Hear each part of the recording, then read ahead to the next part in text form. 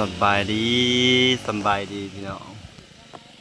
สบายดี FC บัสุขุสุคนเด้อ สบายดีผู้อยู่ไกลอยู่ไกลอยู่ในและอยู่นอกพี่น้อง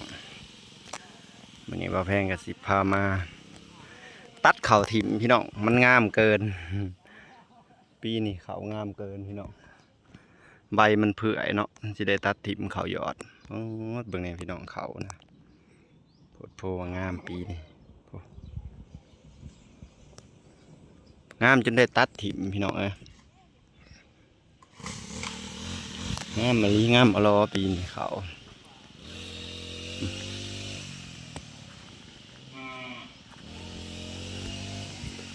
สีลกหญ้าแล้วก็สิตัดเขาเนาะตัดใบทั้งเทิงออกเนาะมีทีมงานเด็กๆมาซอยพี่น้องมาซอยเก็บใบเขานี้มีประโยชน์อีกพี่น้องบ่าวแพงจะเอาไปให้งัวบ่าวแพงตัดออกบ่าวแสงเป็นคนตัดได้เด็กๆมาซอยพี่น้อง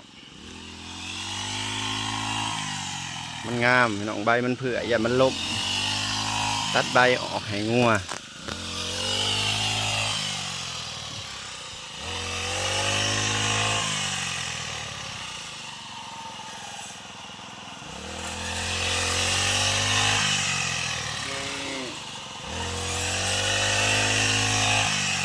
บ่แล้วให้น้ำมันเบิดลิตรอันนี้นะเด็กๆมาซอยพี่น้องคนมาซอยหลายคนเรียกกับมือเพื่อนก็จะเรียกตัดประตูงามๆเขายอดได้ไหมพี่น้องนี่นะพวกงามแห้งงามจนได้ตัดปีน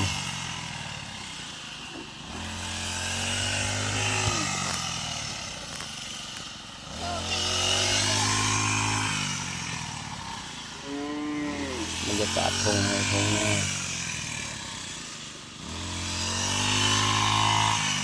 ขึ้นพ้นในจักหน่อย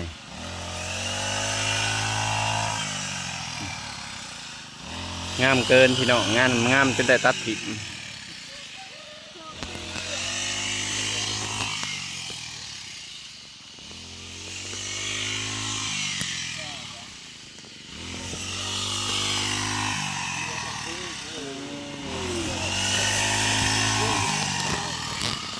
คันโบตัดกับเพื่อพี่น้องล้มเบิดมีแต่ใบโบได้เข่าคันโบตัดใบผิดตัดเอาไปให้งัว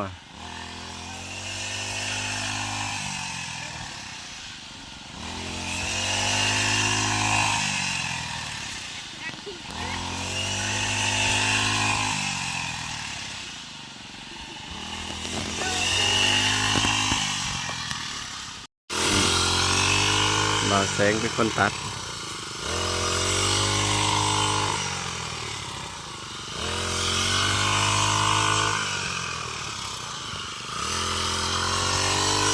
ยัง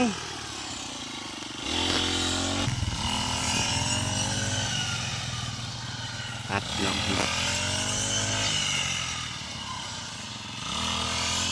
บรรยากาศมืดพ้นพี่น้อง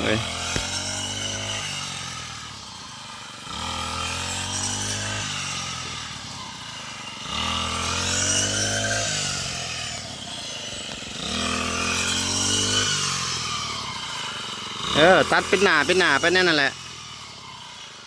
สอนบ่าวแพงตัดเขาพี่น้องยังบ่เคยตัดจ้าเสือมีแต่บ่าวแพงตัด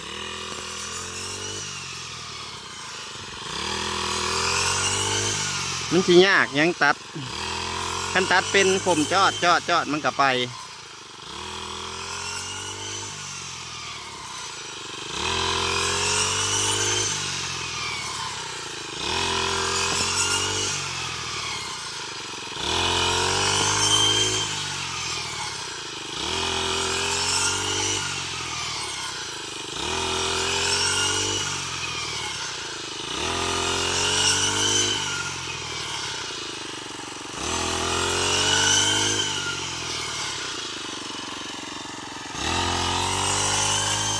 โอ้ไปตัดเป็นหนามาแต่ผู้อีก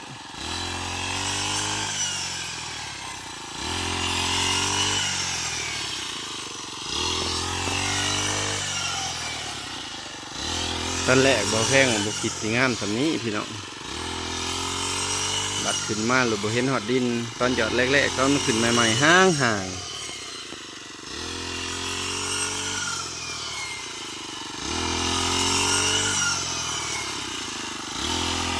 อย่าจัดลงจำแห้งอย่าจัดลงจำแห้งเอาขึ้นอีก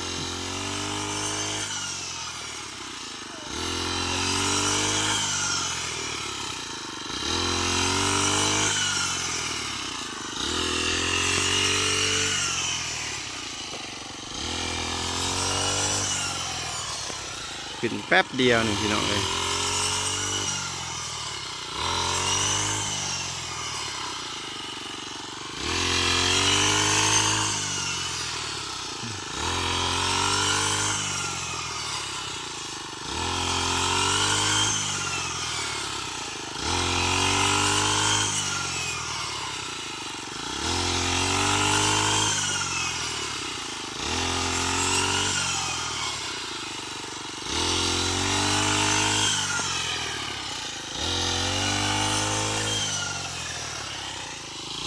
ปีนี้บ่มีหญ้าได้พี่น้องเพราะว่าบ่แพงสีดยาคุม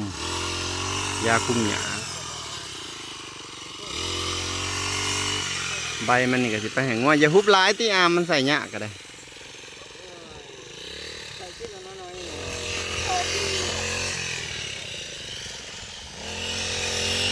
ขยันเหอะได้พี่น้องเล็กๆ